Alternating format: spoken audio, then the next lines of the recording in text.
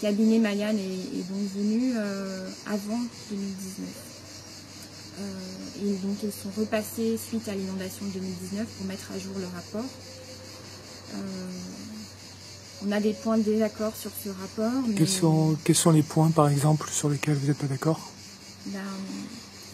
Typiquement, il préconise une hauteur de bâtard d'eau qui est inférieure à la hauteur que nous avons eue dans la maison. Il demande de mettre en place certaines mesures qui nous semblent plus utiles. Et à l'inverse, en refaisant le tour de la maison avec des spécialistes, ils ne nous avaient pas alertés, par exemple, sur le fait que l'eau pouvait rentrer dans la maison par certaines prises extérieures, par certains passages de câbles. Et donc, en fait, il manquait des points de vigilance dans leur rapport que nous devons absolument prendre en compte, sinon l'ensemble de leurs mesures seront inutiles.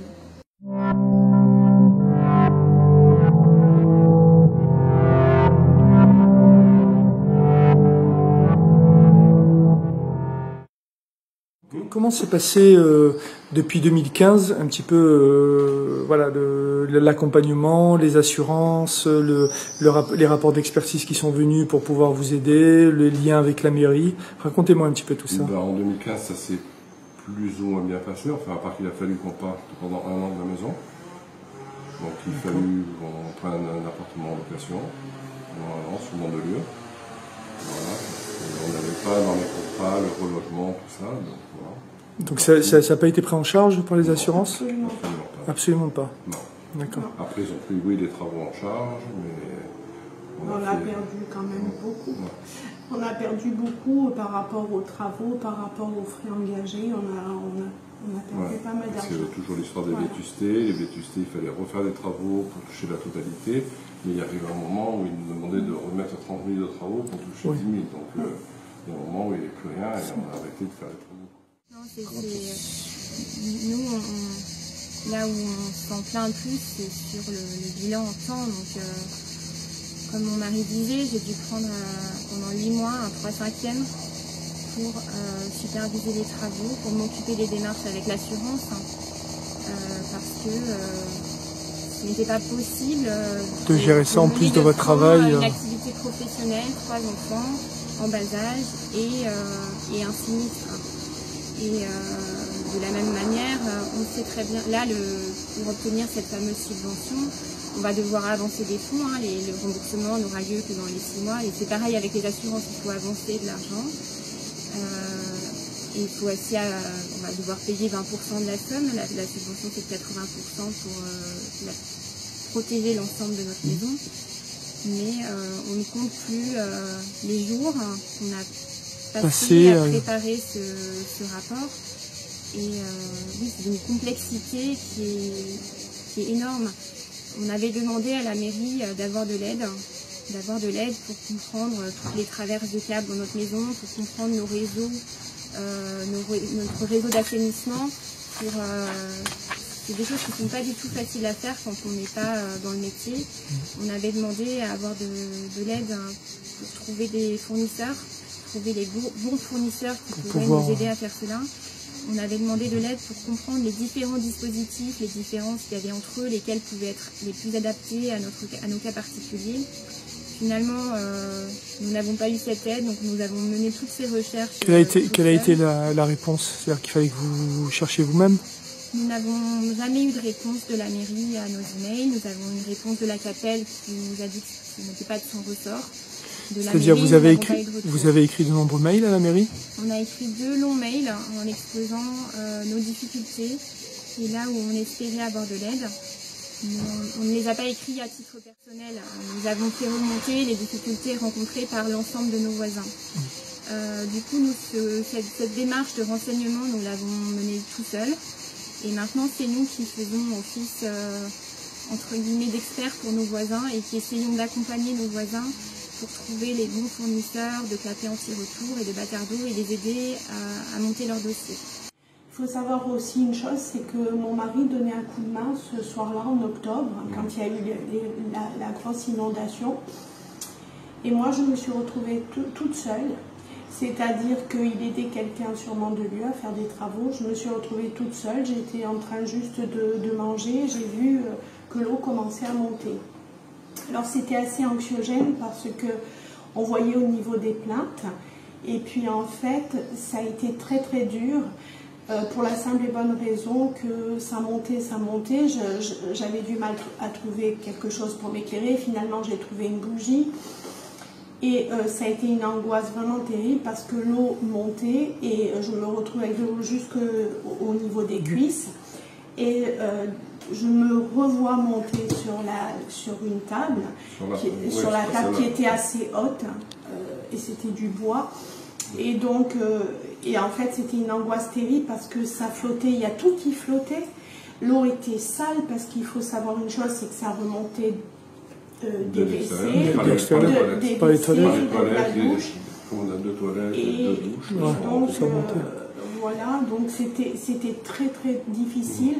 En fait, nous avons la sensation que si une personne de la mairie s'était emparée du dossier et avait fait des recherches un peu comme nous avons fait, il y aurait pu y avoir des réunions d'information pour mutualiser toute cette information recueillie et informer les gens des différents dispositifs, de à quoi ils servaient, de comment ils pouvaient préparer leur dossier, préparer les demandes de devis, et ça aurait été plus efficace. Et c'est vrai que en période post-inondation, on manque tous de temps, on doit mener de front tout un tas d'actions, et cette aide en temps aurait été précieuse. Ça demande une certaine expertise quand même de s'intéresser à ces sujets, et on avait le sentiment que ces compétences pouvaient être trouvées au sein des services de la mairie de Cannes, qui a quand même des personnes qui sont spécialisées dans l'assainissement. Est-ce que vous avez eu un élu référent justement pour les sinistrés ou pas? Alors pas à ma connaissance. On a rencontré plusieurs élus, Madame Brunto. Oui. Madame Brunto qui était présente à certaines réunions du site. Adjointe aux travaux. Voilà. Elle s'est engagée personnellement devant moi, à quelques jours avant les élections, à répondre à mes emails. À ce jour? J'attends toujours. Maintenant, elle est passée à l'environnement, ce sera difficile. Je ne savais pas qu'elle changeait de Oui. Et c'est vrai, même avec l'envie de partir, je n'ai plus envie de vivre là. Alors que c'était mon petit coin de paradis, c'est beaucoup de sacrifices. Vous savez, quand vous vous construisez seul, parfois vous avez des parents derrière qui vous donnent un petit coup de main. Mes parents, ça a été un puits d'amour, les deux. C'est des gens parfaitement admirables, mais ils n'avaient pas non plus, ils n'étaient pas moyens. Voilà. Donc en fait, nous nous sommes construits vraiment seuls, et ça je suis fière de le dire, mais cette maison, quand nous l'avons achetée, il y avait énormément de travaux. C'était le projet de votre vie. C'était le projet de notre vie. On avait deux enfants en bas âge. Voilà, il faut savoir que ma fille à l'époque était toute jeune, et elle disait toujours, tu sais maman, je rêve juste d'avoir un bout de terrain, mais pas très grand, tu sais, juste la grandeur d'un rond-point. Et moi, je voyais le prix, c'était tout simplement impossible. Et puis cette maison se libérait parce que c'était une maison de vacances qui n'était pas très très chère, mais avec énormément de travaux. Donc voilà, on s'est jeté à l'eau. Et voilà, ben finalement, on n'en a pas profité longtemps dans un sens, parce qu'après les inondations sont venues et voilà. Et là maintenant c'est l'angoisse, à chaque fois qu'il pleut, c'est l'angoisse. On a Comme il descend, on n'a pas cherché à comprendre, on est parti. On a fermé la porte, on est parti. Oui, cette fois. Est-ce que on vous a fait des propositions de rachat à la mairie ou des particuliers ou des agences? Les agences, beaucoup d'annonces dans les boîtes aux lettres. Après les inondations? Ah oui, nous en avons de manière régulière dans les boîtes aux lettres. Mais spécifiquement après les inondations. Mais après les inondations, oui. Puis bon, on sent bien que voilà ce qu'ils nous en proposent. Oui, vous voulez pas vendre suite aux inondations, etc., etc. Ça leur permet de faire un peu de spéculation derrière. Voilà, sauf qu'il faut savoir que quand vous héritez de vos parents, d'accord, c'est une chose, mais quand vous vous êtes bien saigné toute une vie et qu'on vous dit, ben voilà, sous prétexte qu'il y a des inondations, ben voilà, certains vont, moi je les appelle un peu les rapaces, hein, veulent se prendre votre bien en sachant que c'est des sacrifices, ce sont des sacrifices. Donc voilà, c'est un peu l'histoire de notre vie.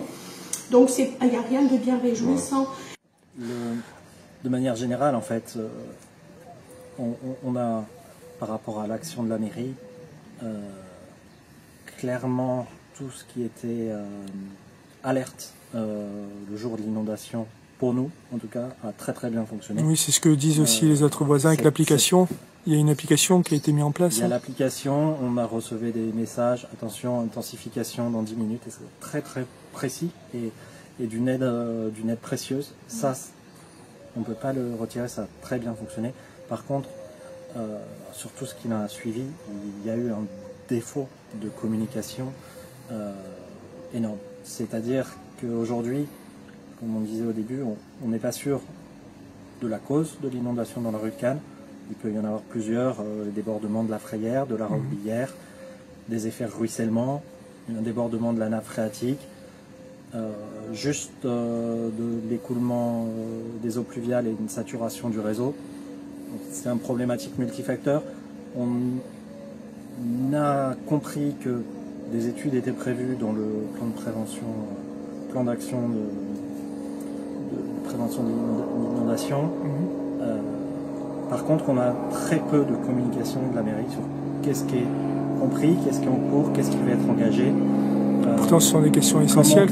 Comment on peut être sûr que les mesures engagées vont permettre de résolver. Comment on peut avoir confiance sur le fait qu'on ne sera pas inondé en 2021 en 2022. Justement, comment vous vivez un peu, j'allais dire, au travers de tout ça quand même, qui me semble être des épreuves assez compliquées en termes de suivi, en termes de gestion, etc. Donc d'un point de vue moral, comment vous vivez, comment vous vous projetez dans l'avenir? Est-ce que vous envisagez, si ça doit continuer, de déménager, parce que finalement, ou de vendre, finalement, si vous devez subir des inondations à répétition, si vous saviez que c'était en zone inondable, est-ce que vous aurez acheté, par exemple, si on vous avait dit ce jour-là C'était un de nos critères d'achat. On a vérifié ce point. Nous ne voulions pas d'une maison en zone inondable. C'était un critère discriminant. Après, pour l'avenir, on a confiance dans le fait que les dispositifs anti-inondation nous protègent.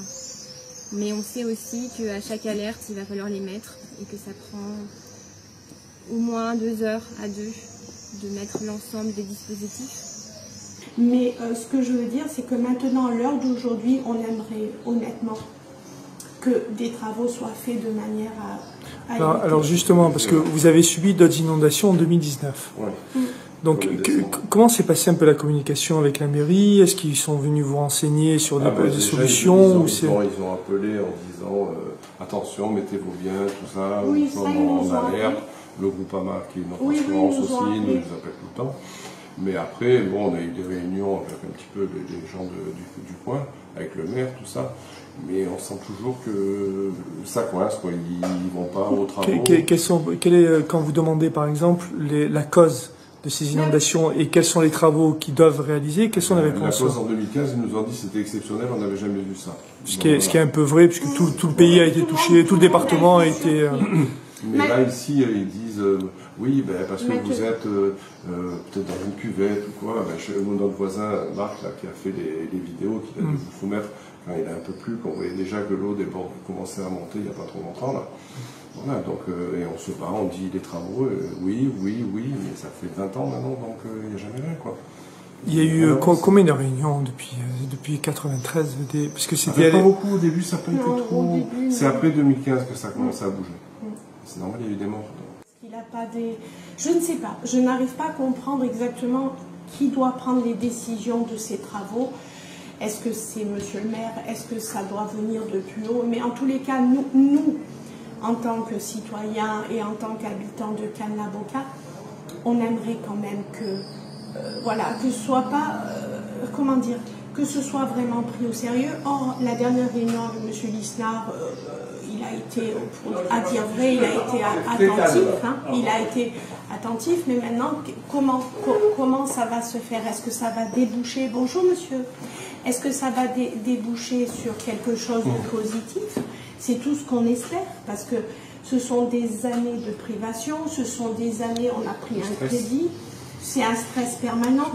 Mais dès qu'il pleut, on voit beaucoup de gens dans la rue qui regardent la pluie. Alors ça c'est quand ça arrive la nuit, quand ça arrive la journée, ça m'est arrivé plusieurs fois de quitter mon travail précipitamment. Pour rentrer Et vérifier, surveiller la rue. Et de manière générale, on vit un stress post-traumatique. À chaque fois qu'il pleut, on est l'un sur les sites de météo en train de regarder les relevés, l'autre qui surveille la pluie par la fenêtre. Et quand on se regarde nous-mêmes, on a l'impression qu'on est fou. Mais on est tous comme ça. Parce que bon, on est rue de Cannes ici. Quand il y a eu les inondations au 1er décembre, il y a l'avenue de Monte-Carlo qui a été toute refaite parce que, bon, je ne sais pas, hein, mais comme il y a l'immeuble qui s'est monté dedans à côté, rue de Cannes, qui fait je ne sais pas combien de logements, je pense que l'accord avec la mairie, ça devait être de faire les canalisations et tout. Et là-bas, ils n'ont pas eu une goutte d'inondation. Les gens, sur la rue à côté, à 30 mètres. À 30 mètres, là, au bout de la rue. Ils ont construit cet immeuble quand? Ben, il n'est pas fini. Ah oui, c'est celui qui est en construction. Voilà. Et là, ils ont refait toute l'avenue Monte-Carlo et ils n'ont rien eu. Il y a même le voisin en bas qui a une Mercedes aussi, une grosse Mercedes. Il a pris sa voiture quand il a commencé, il est allé le mettre là-bas, il n'a rien eu. Alors que nous, ici, toutes les voitures, elles étaient nazes. Et on vous a donné un élément de réponse par rapport à ça? Parce que la question, elle est simple. C'est pourquoi d'un côté, à 100 mètres, il n'y a rien Mais quand on pose des questions, c'est toujours oui. Et oui, c'est dans la voiture, hein, oui, c'est pas là. Est-ce que vous avez reçu aussi des mails, comme les autres qui m'ont fait, qui ont pu me montrer, comme quoi de cesser de poser des questions? Vous avez reçu des retours par mail? Les seuls mails, c'est par rapport à monsieur qui est voisin et qui nous tient régulièrement au courant. Et d'ailleurs, je le remercie. Il nous tient régulièrement au courant de ce qui est fait, ce qui n'est pas fait, les courriers qu'il fait au maire et puis à d'autres endroits. Non, le seul truc qu'on a eu, c'est que quand on a eu la réunion à côté, là, chez un des collaborateurs de M. Lisnard à la mairie, quand il y avait le maire qui était là, en fin de compte, il n'était pas venu tant pour les inondations, quoi. Il était venu un petit peu pour parler de politique, malheureusement, parce que c'était la période. Et on a dû l'interrompre en lui disant, nous on vient là, c'est pour discuter de ça. Mais on a vu bon, qu'il n'était pas trop... Il a discuté de ça, mais il n'était pas venu pour ça, quoi. Il était venu pour faire cette campagne. On aimerait savoir les causes et du coup quels travaux seront engagés. Nous avons du mal à accepter le fait que nous sommes à 600 mètres de la mer et qu'on ne puisse pas avoir des canalisations avec, s'il le faut, des pompes de relevage en arrivée qui rejettent l'eau qui arrive dans notre rue par on ne sait pas exactement où, à la mer. Nous ne sommes pas au fond d'une cuvette, nous ne sommes pas en bord de rivière. L'eau peut s'évacuer jusqu'à la mer si on lui en donne les moyens. Nous avons du mal à accepter que ça ne soit pas le cas. Peut-être une deuxième demande, une demande de plus de communication. Ça ne coûterait pas grand-chose qu'il y ait des mails réguliers d'information ou une foire aux questions où les différents riverains puissent poser leurs questions à la mairie et avec des réponses. Aujourd'hui, nous devons nous informer les uns les autres, aller à des réunions organisées par le site, mais pas par la mairie elle-même. Mais aller chercher l'information, c'est déjà une bataille en soi. Et ça ne devrait pas être le cas. On aimerait recevoir plus d'informations. Il n'y a aucun entretien qui est fait dans les... Là, on peut, tous les voisins peuvent vous dire, hein, c'est plein de feuilles, c'est tout. Alors, à chaque fois qu'il y a un petit peu d'eau, ça remonte. Voilà, donc on ne sait pas pourquoi ils entretiennent ça. Vous avez un sentiment de laisser à l'abandon? De vous sentir abandonné? Oui, franchement, oui. Bah oui. Parce que je ne comprends pas qu'on fasse l'avenue de Monte-Carlo juste à côté, à 10 mètres. Hein, elle est au bout de la rue, là. Quand vous posez ces questions-là, quel élément de réponse il vous donne? Aucune réponse? Ils ne répondent pas. Après, je comprends que le maire, il ne peut pas être au courant de tout ce qui se passe. Mais depuis que ça bouge, il doit commencer, s'il nous a réunis, c'est quand même, il sait que ça bouge un petit peu. Et il sait quand même. Alors, qu'est-ce qu'il faut qu'on attende? Qu'à la prochaine fois, il y a un mort, et là, on va dire, on va faire le nécessaire. Mais il faut arrêter, quoi. Est-ce que, comme pour certains, parce que ça m'a été relaté, à force de ras-le-bol, vous êtes déjà posé la question d'intenter une action judiciaire? Ben, on avait pour pensé accélérer les choses. de créer une association et de faire quelque chose, mais après, ils ont fait un monde de lieu et c'est tombé à l'eau, quoi. Façon de parler, quoi. Hein. C'est un jeu de mots, mais bon, qu'est-ce que vous voulez qu'on leur fasse? Judiciaire, je veux bien, mais nous, ce qu'on veut, c'est pas aller jusque-là, c'est qu'ils nous fassent les travaux, qu'on soit sûr. Attendez, on est en 2020, il y a des techniques quand même maintenant. À Monaco, ils font des îles sur la mer. Il faut rigoler, il faut arrêter maintenant. Là, on demande simplement qu'ils mettent des bus assez importants pour que l'évacuation se... L'eau, elle descend à la mer, hein, elle ne va pas remonter dans les collines. Hein. Donc, ils ont qu'à faire ce qu'il faut faire. Et puis voilà, en 2020, on dirait qu'on est en 1950, quoi. Non, mais c'est... Vous serez présent à la réunion du 7 juillet? Tout à fait. Bien sûr. Bon, ben, on se fera. Bien sûr. Ouais. Merci beaucoup pour ce En témoignage. tous les cas, merci. Et puis, voilà, En j'espère... espérant que les gens comprennent un petit peu qu'une inondation, c'est pas comme à la télé on monte, mais quand on l'a subi, Non, c'est dramatique. je peux vous dire que, honnêtement, sans en rajouter, quand vous avez vécu un épisode comme celui-là, ben, vous sortez pas indemne. Vous êtes changé. C'est plus possible. C'est pas tant le fait d'avoir l'eau, c'est le fait qu'après, quand l'eau s'en va, que vous voyez toute mais votre vie qui s'en va. C'est l'après où ça commence. C'est immédiat. C'est quand l'eau s'en va, Ah vous oui, avez mais toute la votre vie qui s'en vécu. va. Et puis moi, je vais vous dire une chose, pour fermer, juste pour conclure. Quand mes meubles étaient tout abîmés, tout bon, la fameuse grande inondation, mes meubles étaient à jeter à la poubelle, honnêtement. Mais je me disais, bon, c'est matériel, ma fille. Tu as la vie, ton mari a la vie. Parce qu'il faut savoir une chose, c'est que lui est venu de Mandelieu. Il aidait un copain à faire des travaux. Il est venu à pied parce qu'il sait que je suis diabétique insulinodépendante. Il le savait. Il me dit, si elle me fait un malaise hypo et qu'elle se noie, il a pris des risques inconsidérés qu'il aurait pu être... Parce que j'ai dit, ne bouge plus, Christian, avant que je chute trop ensuite. Ne bouge plus, s'il te plaît. Et le problème, c'est qu'il est venu quand même. Donc, il a pris des risques inconsidérés. Mais je me dis, finalement, j'ai pas perdu la vie de mon mari. Je ne suis pas morte, j'ai pas perdu un de mes enfants. Heureusement, parce qu'il travaillait sur Cannes. Sentiment quand ils ont perdu leurs photos, leurs films, parce que je dis peut-être que je suis une extraterrestre, mais non, je ne suis pas une extraterrestre. C'est-à-dire que les souvenirs d'une vie, quand vous les jetez à la poubelle, parce que les photos, quand elles ont passé la couleur, quand les films, j'ai essayé désespérément, tout était fichu, que je m'amusais à regarder des films de mes enfants. Mais ça n'a pas de prix, monsieur. Ça n'a pas de prix. Quand vous voyez les premiers pas de votre fils ou de votre fille, les premiers mots, des moments magiques que jamais plus vous pouvez, jamais, je veux dire, même si on me donne de l'argent, mais j'aurai jamais les souvenirs de mes enfants. Jamais. Et ça, quelqu'un qui est humain, qui est foncièrement humain, il le comprend. Le discours du maire et que l'Abouka a toujours été inondé, c'est vrai que c'est une zone marécageuse au tout départ et le sera toujours. Mais sauf que il y a 50 ans, il y a 60 ans, peut-être 80, c'était une zone beaucoup moins construite. Il n'y avait pas toutes ces voitures qui partaient à la casse à chaque fois, tous ces déchets, tous ces impacts sur l'environnement.